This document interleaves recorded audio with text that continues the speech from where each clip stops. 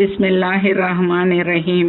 இன்றைய தலைப்பு 5 வசனங்கள் இவ்வுலகிற்கானதாகவும் 5 வசனங்கள் மறுமைக்கானதாகவும் அல்லாஹ் தஆலா நமக்கு அறிவித்துள்ளான்.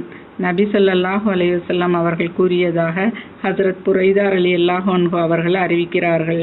அதன் கருத்தாவது, எவர் ஃபஜருடைய நேரத்தில் தொழுகைக்கு பிறகோ முன்போ கீழ்காணும் 10 வசனங்களை கூறினால் அல்லாஹ் அவருக்கு போதுமானதாக ஆகிவிடுகிறான். மேலும் ஓதக்கூடியவர்களுக்கு அது நன்மைகளையும் கொடுக்கின்றான்.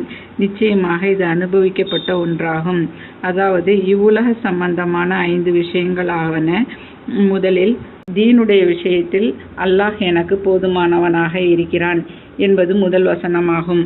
அதாவது ஹஸ்பி அல்லாஹு லீ தீனி.